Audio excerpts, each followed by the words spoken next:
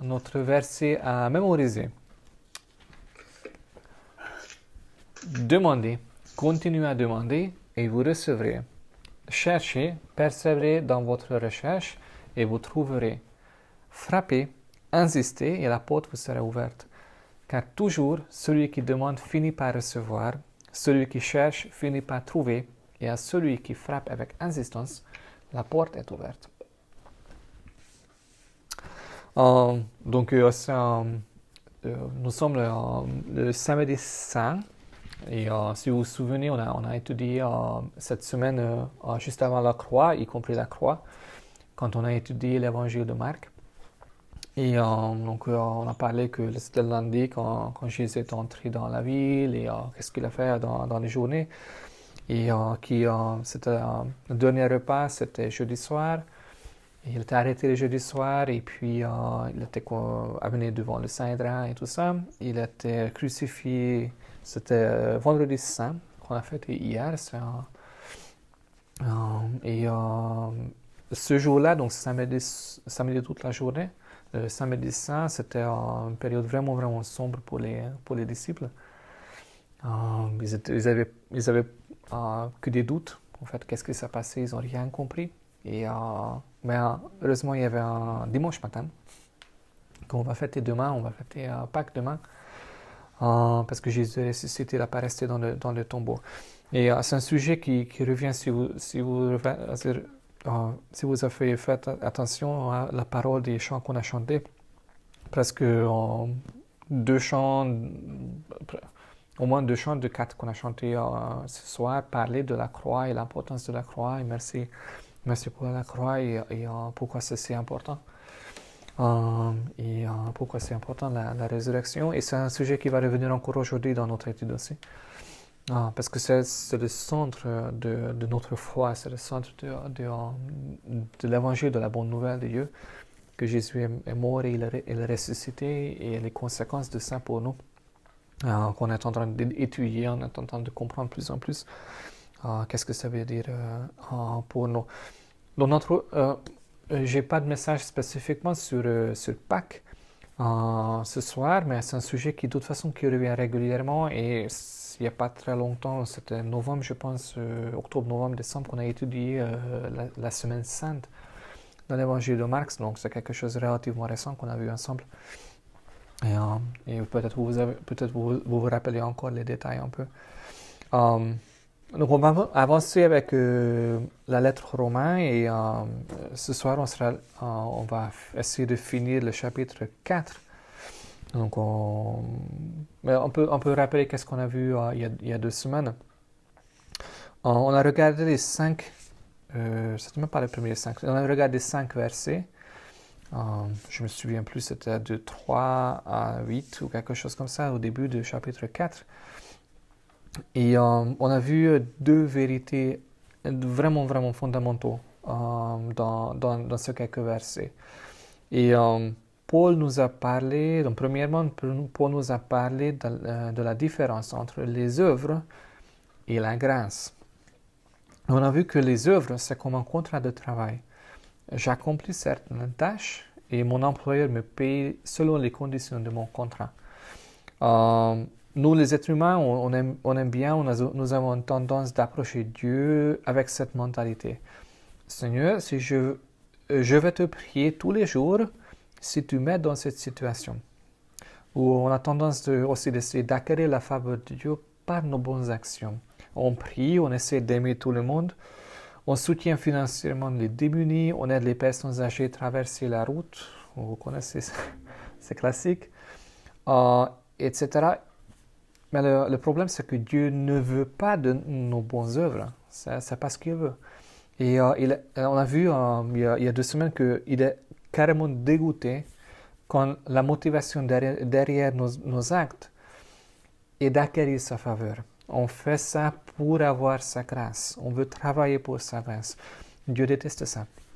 Et dans l'Ancien Testament, il y a quelque chose qui est très intéressant, que tout ce qu'on peut lui offrir, même nos actes les plus justes, sont impurs et pitoyables. Et regardez ce que Isaïe a dit par rapport à ça. Isaïe 54, chapitre 54. Nous sommes tous... 64, pardon, 64.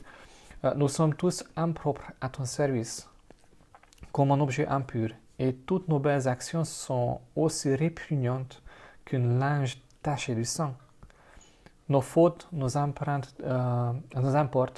tout comme les feuilles mortes balayées par le vent. Et ça, c'est le meilleur qu'on peut faire. C'est répugnant. C'est le meilleur qu'on peut faire. Il n'y a rien qu'on peut offrir à Dieu.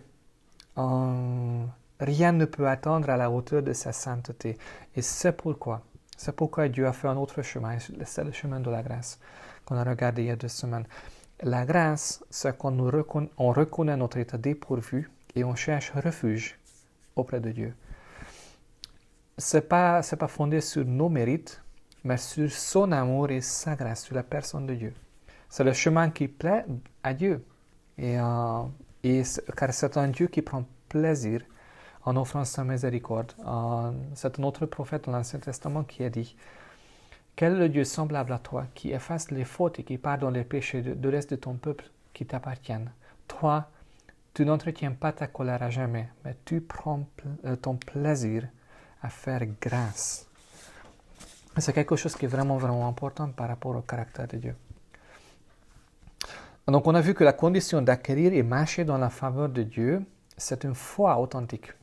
Une foi qui croit que Dieu est vraiment comme il se présente et qui choisit de se confier dans ce Dieu de grâce et d'amour, dans sa grâce et dans son amour, et n'essaie pas de mériter sa faveur. La deuxième chose qu'on a vue il y a 2 semaines, c'était le péché et la repentance du roi David. Donc, après avoir commis adultère et meurtre, il a été confronté à son péché. Il s'est humilié devant Dieu et honnêtement cherché la restauration. Il a reconnu son tort et Dieu l'a pardonné. Et on a vu qu'il a dû souffrir les conséquences de ses actes toute sa vie, malheureusement, mais la relation entre David et Dieu était rétablie le moment quand il s'est humilié. Et Paul a cité le psaume de David qui exprime sa joie d'être pardonné. On a regardé ce verset il y a 2 semaines.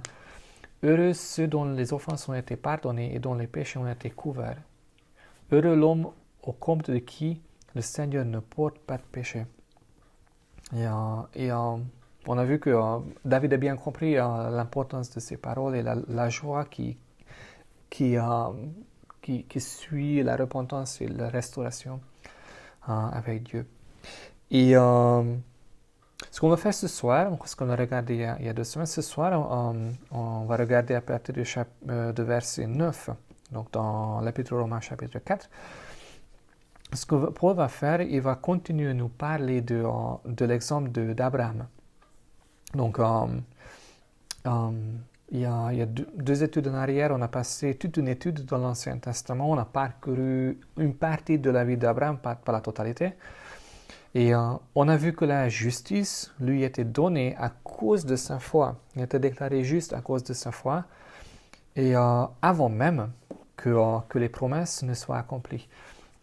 On a regardé un peu en détail quelles étaient les promesses et comment les promesses se sont accomplies et il y avait combien de délais entre la promesse et l'accomplissement.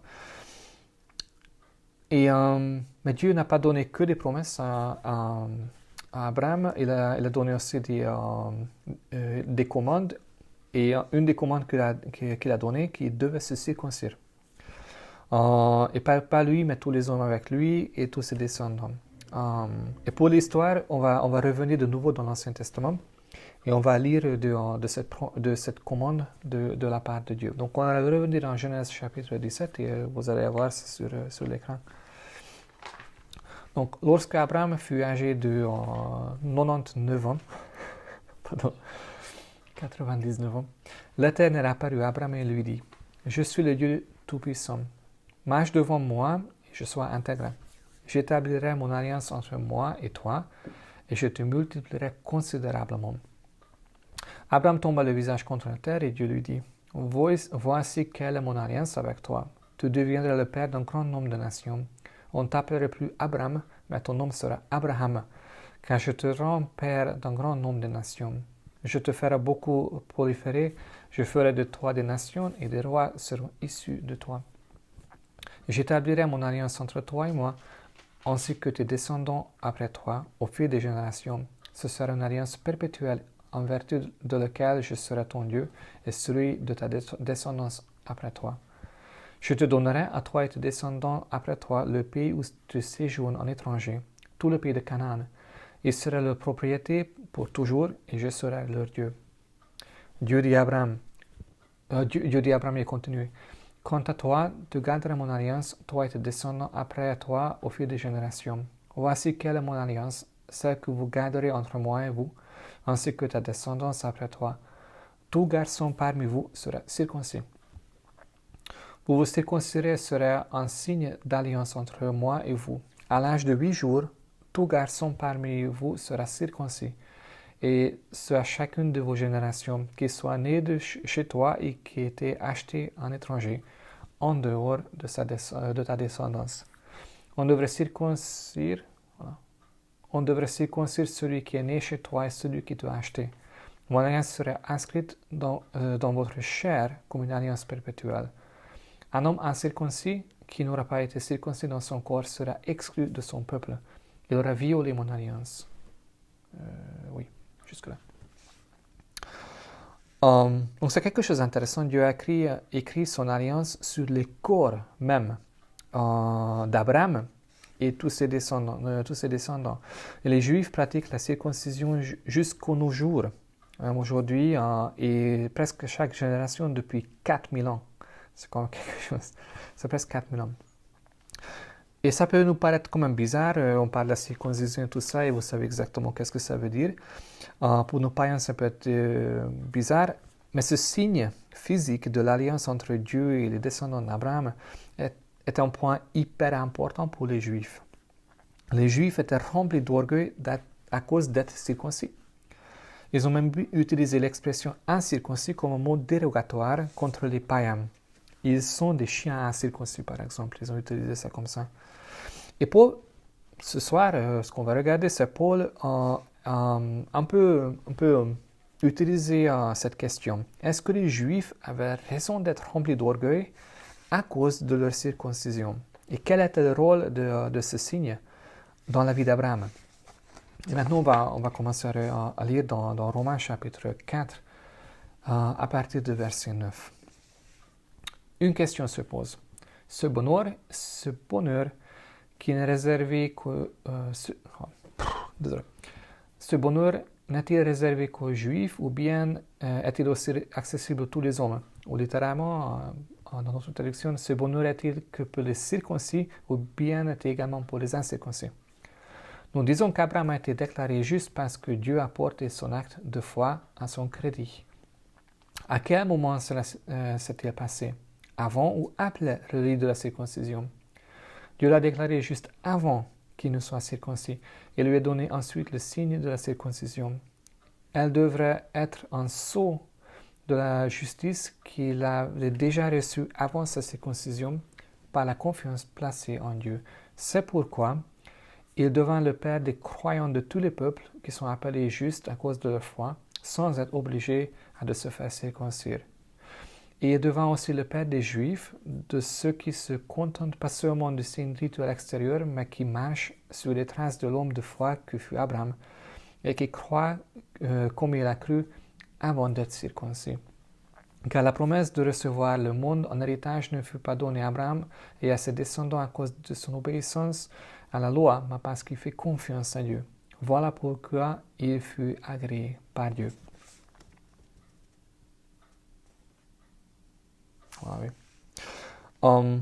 Ce qui est très intéressant, c'est Dieu a donné sa promesse à Abraham, après il a demandé qu'il soit circoncis, et entre les deux, il y avait plus de 20 ans qui sont écoulés.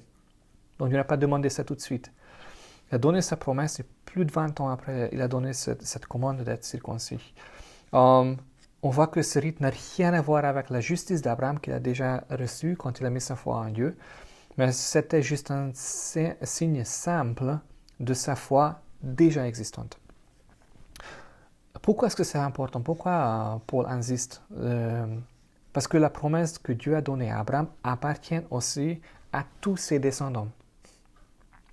Si Dieu ne bénit que les circoncis et si Dieu ne tient pas en compte la foi des incirconcis, nous sommes tous marbrés. Mais Abraham lui-même était incirconcis au moment quand il a mis sa foi en Dieu. Et comme ça, il devient les pères, c'est-à-dire les ancêtres biologiques des circoncis et le père spirituel des incirconcis. La vraie signification, la vraie importance de ce passage, c'est qu'il n'y a personne exclu. Tout le monde peut acquérir la faveur de Dieu par la foi. Circoncis ou pas, religieux ou pas, bien éduqué ou pas, pécheur notoire ou moraliste, tout le monde est invité et tout le monde a accès à la grâce de Dieu. La grâce de Dieu est si inclusive. Dieu a fait le salut si facile et si accessible pour nous tous. Il n'y a pas d'autres conditions à remplir. On va continuer verset 14 jusqu'à 16. En effet, si l'héritage était réservé à ceux qui satisfont aux exigences de la loi, la foi perdra son sens et sa valeur, la promesse sera annulée. Car la loi ne nous attire que la colère de Dieu, puisque tous la transgressent. Par contre, là, il n'y a pas de loi, il n'y a pas non plus de transgression. Par conséquent, les bénédictions de Dieu dépendent d'un acte de foi, afin que l'héritage soit un don gratuit de la grâce divine. Ainsi seulement, il est accessible et garanti à toute la descendance d'Abraham, non seulement à sa lignée selon la loi, mais encore à tous ceux qui ont la même foi que notre Père commun. Comme Paul a déjà souligné un peu plus tôt, dans le système des œuvres, on ne peut pas parler de la foi et des promesses. On ne peut pas définir ces expressions dans ce contexte-là. Les choses deviennent beaucoup plus sèches sous les exigences de la loi. On ne parle plus d'une relation profonde, d'une amitié chère, mais on parle des patrons et des ouvriers. Il n'y a pas de place de promesse et de la foi dans un contrat de travail. Je ne devrais pas espérer d'être payé, c'est un dû.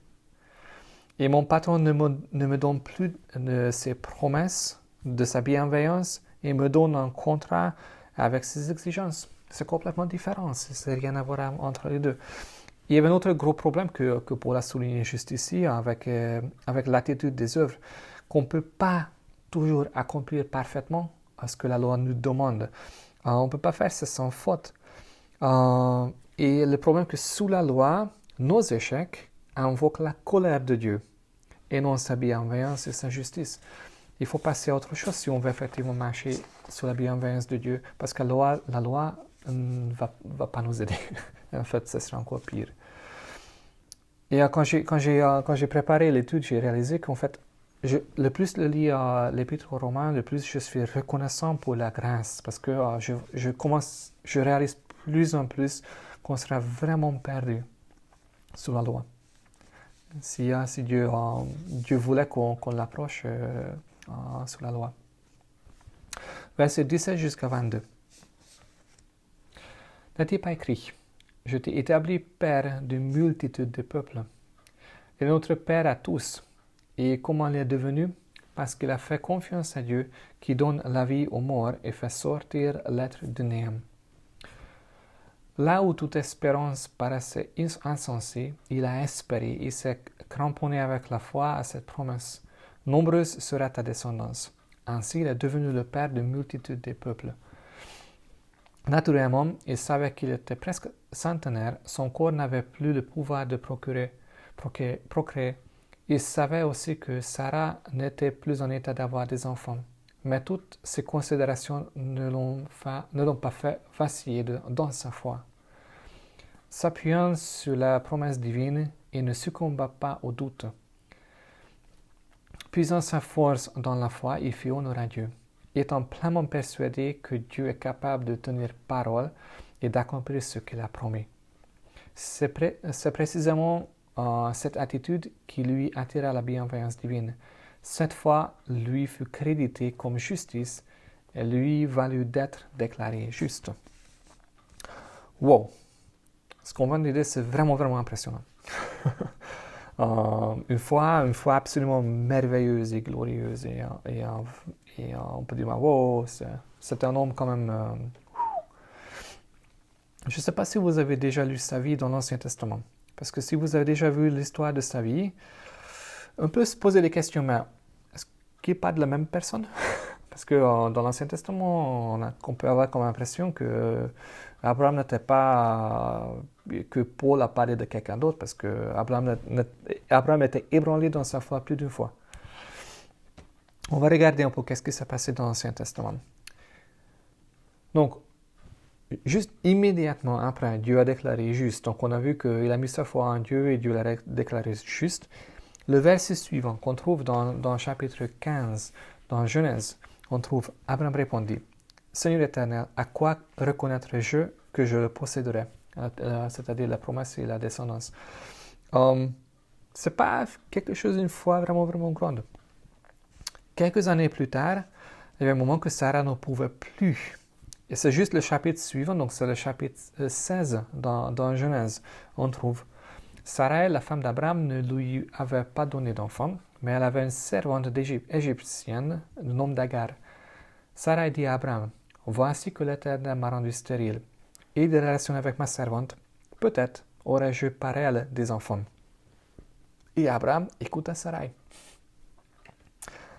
Abraham ne pouvait plus attendre non plus.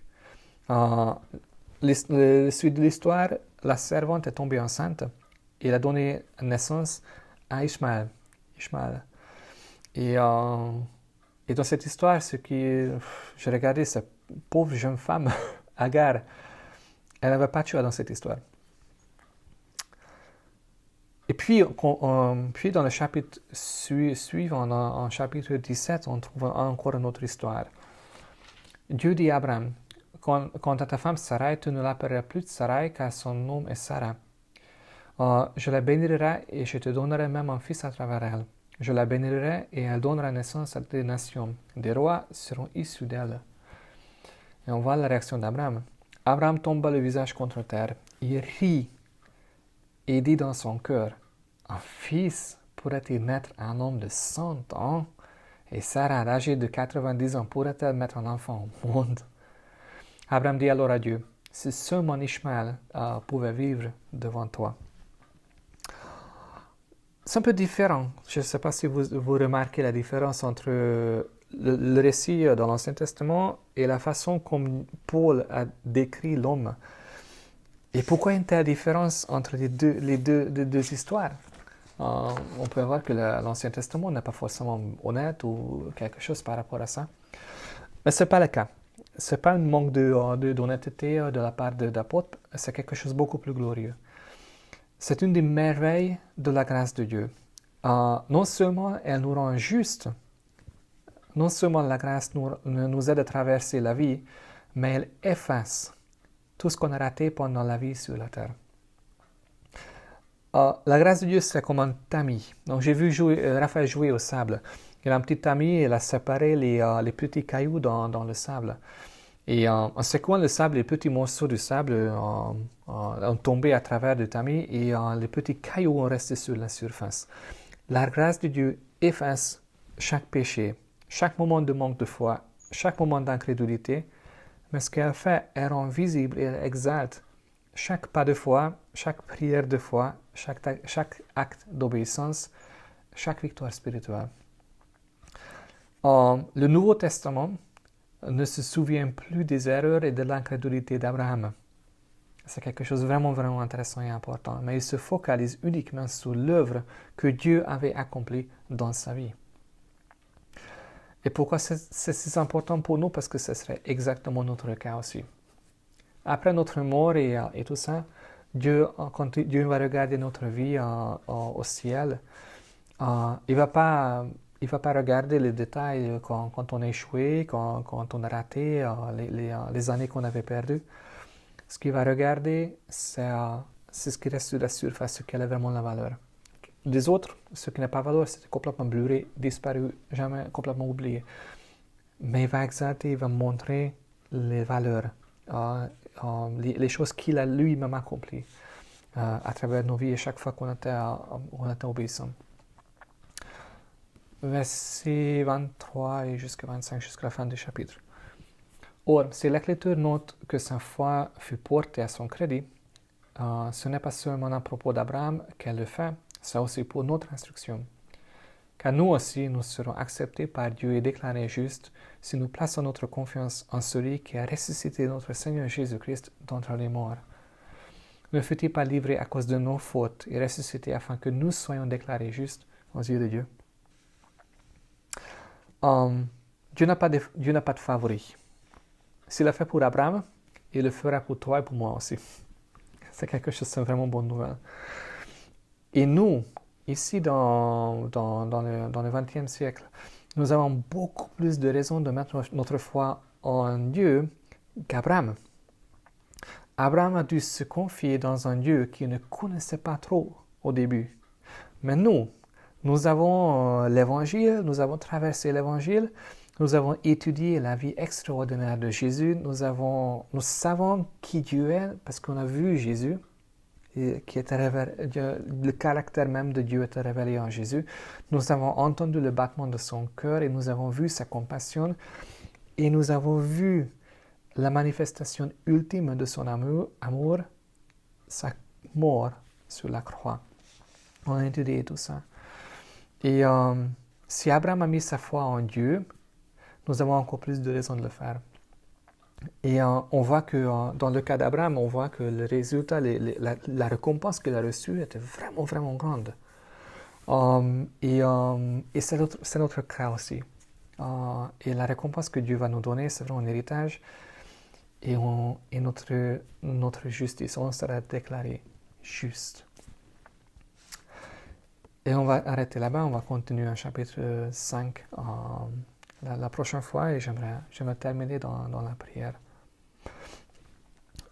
Seigneur, en creusant cet épître, je suis quand même plus en plus émerveillé par la grandeur de ton amour, que tu sais bien que nous sommes pourris, tu sais bien que nous ne pouvons rien faire, tu sais bien que même quand nous pensons qu'on a fait quelque chose de vraiment, vraiment, vraiment bien, c'est comme la linge souillée qui est dégoûtant en réalité. Et malgré tout ça, malgré notre état, tu as choisi de donner ta vie pour sauver des gens comme moi et comme nous, qui ne méritent absolument pas ta faveur, Seigneur. Mais tu la donnes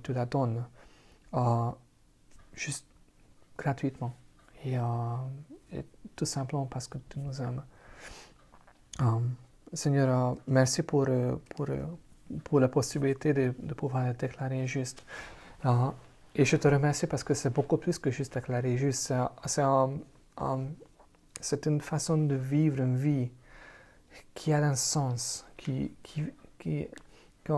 à la fin de notre vie, en regardant, en faisant l'évaluation de notre vie, on peut dire que c'était bien investi dans ton royaume, c'était quelque chose qui a un impact éternel. Et pas que ça, mais tu as, comme on a vu dans le cas d'Abraham, tu as choisi d'oublier nos péchés.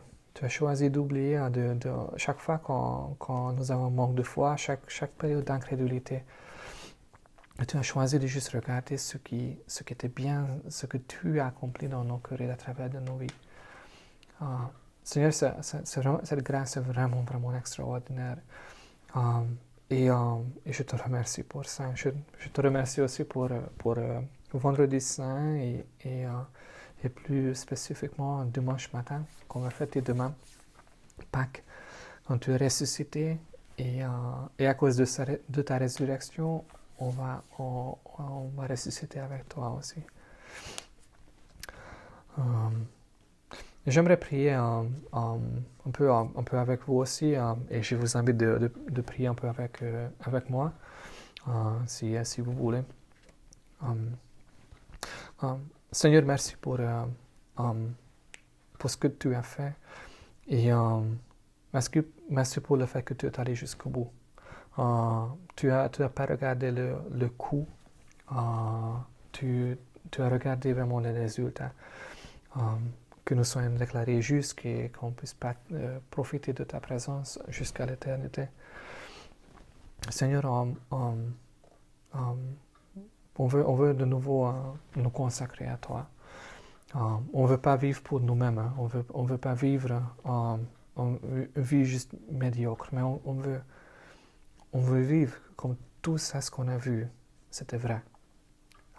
Que si comme ton amour pour nous et ta grâce était effectivement comme on vient de voir, comme ta parole déclare, si ton cœur pour nous effectivement si pur comme on l'a vu. Seigneur, on aimerait nous consacrer de nouveau à toi. On veut entendre ta voix, on veut, avec une attitude d'obéissance, on veut te suivre. On a besoin de toi, Seigneur. On a besoin que tu nous parles, on a besoin on a besoin de changer. Que nous ne soyons pas le même que nous sommes aujourd'hui, que nous étions hier, mais qu'on change. Seigneur, je te demande de nous remplir de ton esprit, de nous parler à travers de ta parole et de nous utiliser dans ton royaume, dans ce monde perdu qui a vraiment, vraiment besoin. Que tu as dit que nous sommes la lumière du monde et nous sommes le sel dont le monde a si désespérément besoin. Utilise-nous dans ce but et glorifie-toi dans nos vies. Amen.